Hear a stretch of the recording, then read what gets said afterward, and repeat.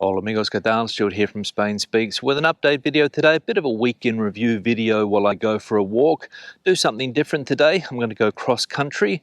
The objective is going to be to try to get to the top of that hill behind me there with the dog. Not sure if I'm in peak physical condition at the moment, but that's the objective. And as I said, we'll have a bit of a chat about what's gone on here in Spain over the last week or so. So let's go. Now this is the type of path that I'm dealing with here. As you can see, I've taken the dog off the leash. She's having a bit of a sniff there. Got to be careful because you don't know what she can run into, what she can eat.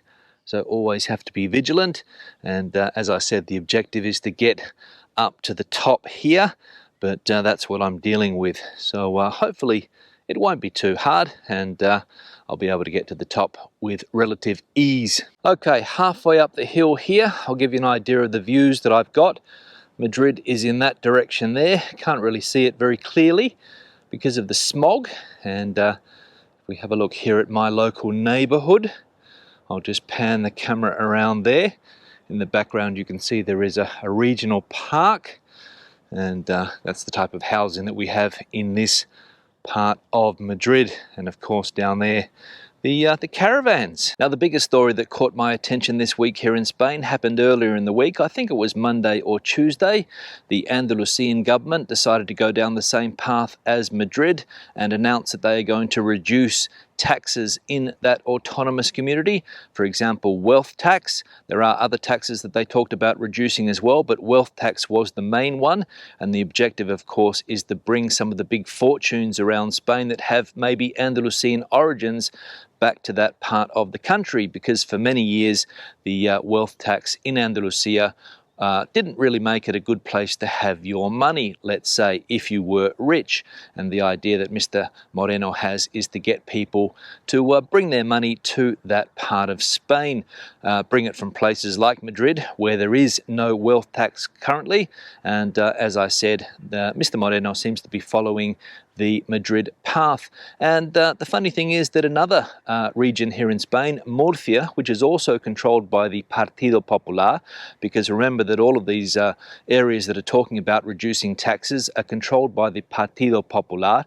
Murcia has also said that it is going to get rid of the wealth tax. And let's just say that the central government is not happy. In fact, so unhappy is the central government that some ministers earlier in the week talked about re-centralizing the tax system in this country, taking away some of the tax powers from the autonomous communities. They changed their words halfway through the week. Instead of saying re-centralization, they said harmonization, because as we know, the central government doesn't want different areas in the country with different tax regimes. They want everybody to be on the same page when it comes to taxes. Lots of taxes, of course, because as we know, that's their style. The more taxes, the better. And of course, the wealth tax, which is what Andalusia has got rid of, Madrid has got rid of, and Murcia is now going to get rid of, is one of the things that the socialist government does not want to happen. In fact, I think the central government here in Spain has been quite open in recent times, saying that they need to tax the rich more and not the opposite. So that's why they're not happy. And this whole centralization or decentralization debate here in Spain, pretty difficult to understand, because you get the impression that the central government wants to decentralize some things, but they don't want to decentralize other things, for example, taxation. But maybe it's too late for that. I was reading an economist's point of view, quite a prominent economist here in Spain, and he said that it's a good idea to do this, to have competition between the autonomous communities, because then you can see what works and what doesn't. If you have a system where everybody's on the same page, you don't really know if anything works or not. You just have to accept it.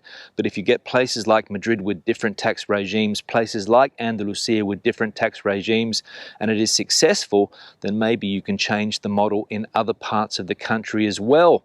That's the idea. Spain is a country that has been decentralizing over the last 20-25 years or so. As we know, back in the day, it was a completely centralized country. Everything was controlled from Madrid, but that's changed. And as we know, we have the 17 autonomous communities set up, which do make things a little bit complicated. And of course, as I said before, It's not really clear what the government wants to decentralise and what it doesn't want to decentralise. But in my opinion, I think they have to embrace fully the decentralised system, take more power away from places like Madrid.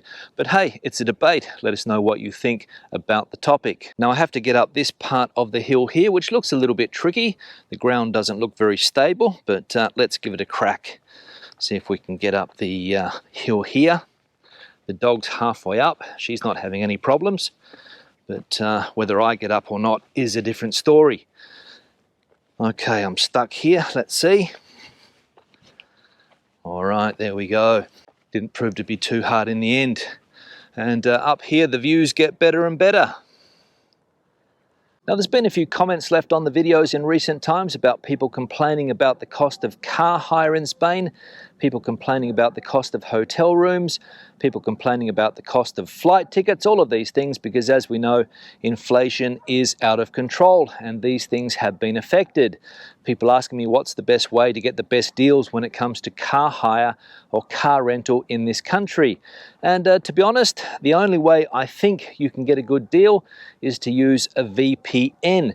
Now I use NordVPN and I'm going to talk about my experience with NordVPN because they do work very well and it does allow you to get better prices when it comes to things like car rental, flight tickets and things like that, because you can change your IP address and that is the key. So what happens is that some countries have cheaper car hire rates than others. For example, if you hire a car here on the ground in Spain, you'll pay more. But what you can do, for example, is go to a United States website, another European Union country website, or a British website and check out the different prices that they offer you. Because what a VPN allows you to do is connect to a server in another country. For example, if you're living here in Spain, you can connect to a server in the United States and pretend that you are buying the product in the United States and therefore get a better price. And that will also work when it comes to looking for better deals for plane tickets and also hotel rooms. But again, you need to have a VPN. I'm currently looking for plane tickets to Australia and it's amazing how prices fluctuate according to your IP address. Nord currently has a special offer that you can access with the link in the description box below. So take advantage of that offer and check out NordVPN for yourself. Now, another piece of news that caught my attention this week was the huge fine that was given to delivery company Glovo, GLOVO, by the Labour Ministry. Some 79 million euros was the fine, and apparently it's because Glovo has not been adhering to Labour rules and regulations, especially when it comes to hiring workers. Before 2021, before a new law was passed that year, the rider law as it is known, people could hire workers as false autónomos, false self-employed if you like, meaning that you were working for the one company but you paid all of your social security contributions. The law changed, meaning that companies like Glovo had to put people on their books, and of course that cut into their business model, and apparently they didn't do it in time in cities like Barcelona and Valencia, hence the 79 million euro fine. And the Labour Minister, Yolanda Díaz, said that her ministry is going to crack down on companies like Glovo even harder in the future if they don't sort these things out and get everybody who works for this company on the books. And like with most things, there are always two arguments with cases like this. You've got some people working for Glovo that want flexibility. They want flexibility to be able to work for different companies as well at the same time. Maybe they want to work for different delivery companies, not be tied to a company like Glovo. Then of course you've got workers that do want to have a regular contract, a regular salary coming in every month and not have to live in this gig economy. But as I said, always two sides to the story. And if I'm not mistaken, I think Glovo is one of Spain's most successful startups, originating in Catalonia. I think the majority of its capital was recently bought by a German company, but I could be wrong. And it's going to be interesting to see whether this fine and whether these new labour rules and regulations and the new rider law do affect companies like Glovo. I think that law will affect companies like this, so it's going to be interesting to see whether their business model can continue to be successful. That's the question. And the final thing I'm going to talk about today is that the OECD has criticised various countries, Spain included, for the way they're handling the energy crisis and the fact that they are lowering taxes like VAT on gas and electricity to help consumers out. According to the OECD, this is the wrong thing to do. They think there should be some type of direct subsidies for people that need the help and not these general across-the-board tax cuts when it comes to VAT. That's their opinion, of course.